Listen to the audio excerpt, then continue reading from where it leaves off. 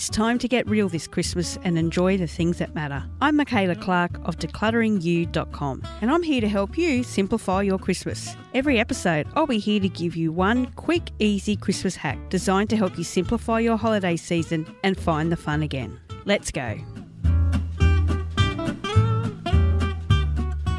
Wouldn't we all love to be a little less frantic this Christmas? And I thought who better to get some ideas off is from Kelly Exeter. She's a writer at a Life Less Frantic and also has the podcast of Let It Be and Straight and Curly. And she's going to have some great tips for us on keeping our sanity, hopefully, this Christmas.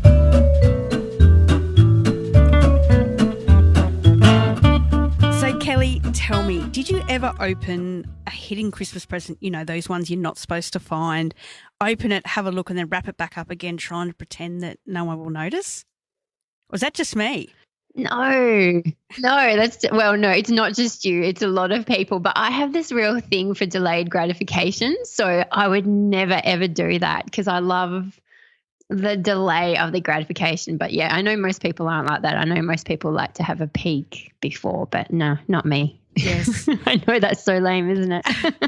I spent many hours trying to match the sticky tape marks, trying to get the stuff up. But I had to laugh one year. I found what was my Christmas gift when I was a child, and it was in this really old box.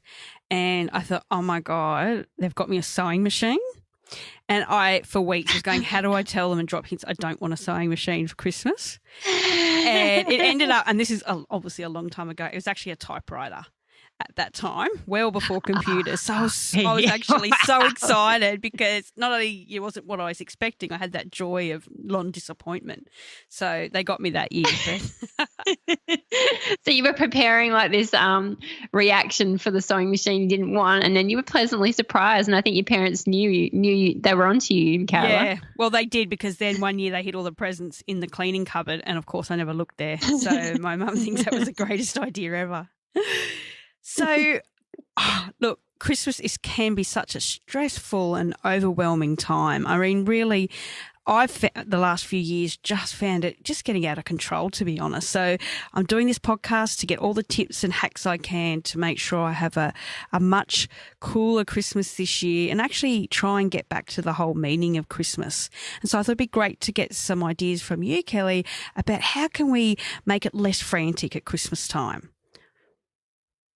Well, it's great that you are starting in November, because that is pretty much the key to having a less frantic Christmas time. Is I think what happens a lot of the time is that Christmas just sneaks up on us, even though it's hard for Christmas to sneak up on us when there's Christmas trees in the major shopping centres shortly after Easter. But that aside, what we do is we find ourselves all of a sudden it's December and we're like, how on earth did that happen? And then by the time it's December, it's very difficult to get on top of things. So you do need to kind of start in November, look ahead to December and go, right, what can we do? And the very, very first thing that I do is I set things up so I don't have to go anywhere near a major shopping centre in December. Yes, I'm with you there. It doesn't mean I won't. If it's just more, I will go to a major shopping centre if I want to, but I don't have to. And the way that I do that is I do all my Christmas shopping in November. I also do a lot of my Christmas shopping. Like one year when I just had a baby and I was, so tired and certainly wasn't schlepping a baby all around a shopping centre, I did all my Christmas shopping online, which is something, that say our listeners in the US might want to think about because they've got Black Friday coming up at the end of November. And it was so amazing to have like all the Christmas presents delivered to my house, after doing them online, not having to go anywhere near a shopping centre. So that was, I strongly recommend doing shopping online. I strongly recommend supporting smaller, more local, small businesses if you can, rather than, the major shopping centres if you can. But yeah, certainly if you can get all your Christmas shopping done in November, that's just amazing. And then in December, if you have the ability to do your food shopping online, which most of us do now, do your food shopping online, so that even if you run out of something like, I need apples and I forgot to get apples, you can just go to your local little deli or little IGA or whatever the equivalent is, and you don't have to go near that major shopping centre, because we all know that major shopping centres are crazy places in December. Yes, you won't catch me getting I did the food online last year, and oh my God, it changed my life. So I'm definitely doing it this year. But I just need to, before I actually order, think about what I'm going to serve, not 10 minutes beforehand as I'm trying to do the unload order. But this year that's right. You got to do a meal plan. And the other thing I'm doing this year is doing that all online shopping, because what I'm finding is I'm finding some great gift ideas that are really, really unique and still really cost effective. Yes. And so then you're getting something really different for people that they wouldn't have seen in the major department stores, or it's real, things can get personalised and stuff like that. So you're actually putting more thought into it, but it's so much easier. Oh, that's it. And that's exactly it, is you are getting to you're getting to support little, smaller businesses. You're able to give that personalised gift. You don't have to go to a huge mall or shopping centre, and it's amazing. Now, the other thing is that everybody wants to catch up with people at Christmas time. We're starting Christmas parties already in November and trying to catch up with everyone. You don't want to say no to everybody. So how do we sort of get around that social equity of not being able to catch up with everyone at Christmas? I find this so interesting that, like, people that we've not seen all year, that all of a sudden there's this mad rush, and we just think there's this deadline that if we've not seen them all year, we must catch up with them before December the 25th. And I see it all the time where people get to December and, like, every Saturday and Sunday there's just not just one thing on those days. There's like 3 things on those days. And just as, you go to those events and you go to that catch up and you settle in, and just as you're kind of relaxing and enjoying yourself, bang, you have to go to the next one, and you got to get everyone in the car, and the kids are like, I don't want to go. And it's like, and it ends up being very frazzled and frantic, and you're not enjoying these catch ups either. So I have 2 kind of major tips for this. One is catch up. Actually, I've got 3. So 1, catch up in January, or catch up in that break that everyone tends to take between Christmas and New Year's, because most people have that time off. Certainly in Australia, I don't know anyone that works during that time anymore. I don't know what it is about our country, but yeah, no one works between the 26th of December and the 31st. So use that time for your catch-ups, but even better, use January. Everyone's on school holidays for a while. Use that time to catch up. You just don't have to catch up in December with people you've not seen all year, and try and limit it to kind of 1 catch-up per day. So at most, 1 catch-up on Friday night, 1 catch-up on Saturday, 1 catch-up on Sunday. Otherwise, you're just going to be rushing from place to place. You're going to be exhausted, and you're not going to be enjoying that time with those people anyway.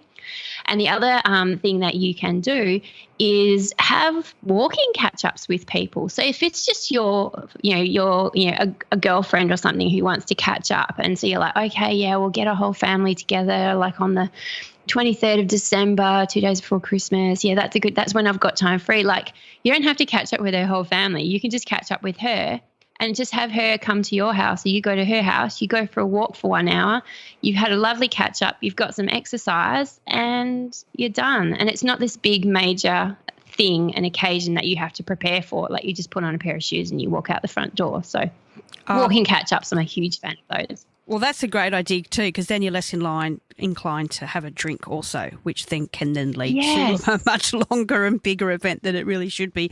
And then, if you're really naughty, that then affects the next day as well.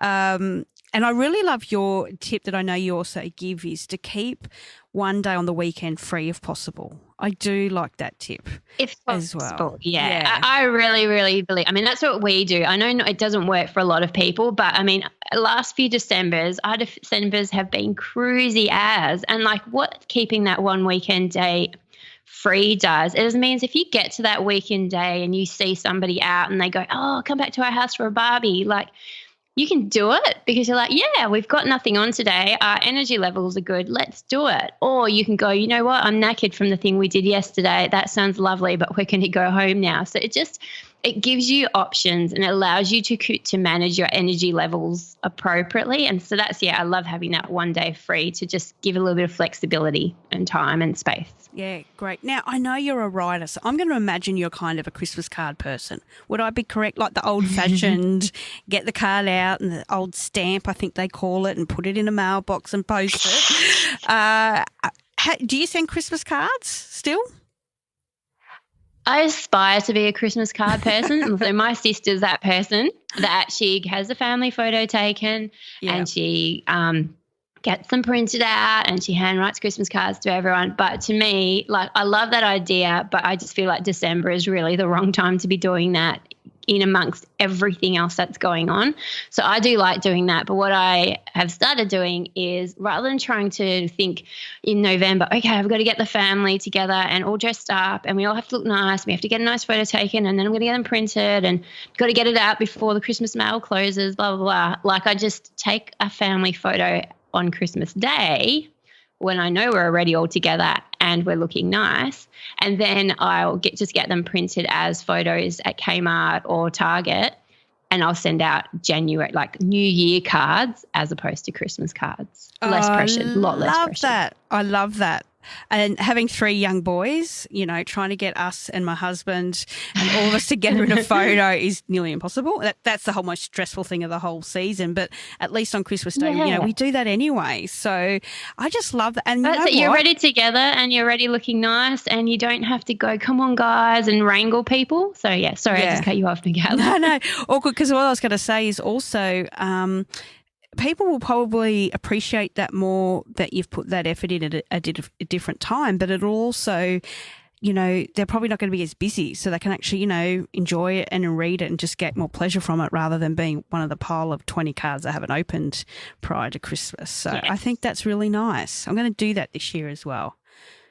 Awesome. Excellent. What else can we do? Any other tips that you've got for us? Okay, I'm just going to go with one more. I've got about another 10, but time is short, so I will just do that, like the one more. And this is kind of my real favorite, and it's the kind of thing that just keeps my mind, like, it's very angry. It's very easy to be angry at people at Christmas time. So, someone, you're driving around the shopping centre car park, not me because I don't go to shopping centres, but other people. So you're driving around the shopping centre car park and, you're waiting, you're stalking people trying to find a parking spot, and you followed someone for like 2 minutes and you're waiting for them to get their car packed up and get out of the car spot, and then just as they back out, someone swoops in and takes the spot, and you just want to kill that person. Or, you're at Christmas lunch and your racist uncle is, on a diatribe and you just want to correct him and tell him why he's wrong. And I just, like, my attitude at this time of year is I choose not to engage with negative behaviour. It is difficult, but it makes me feel so much, because I kind of just I make a blanket ban. I'm like, I'm not going to pick and choose my battles, which is what I do for the rest of the year. At this time of the year, there's too much going on and there's too many irritants around. So I just kind of put a ban on myself and go, that kind of negative behaviour, you just have to, I'm going to use an Australian saying, you just have to let it go through. Do not engage with it. And once you make that decision to not engage, you just feel so carefree and light, because you're like, I'm just not going to let that thing bother me, because it doesn't help you in any way. It just makes you angry. This time of year, like Christmas time of year, you don't want to be angry. You want to be happy and in the Christmas spirit.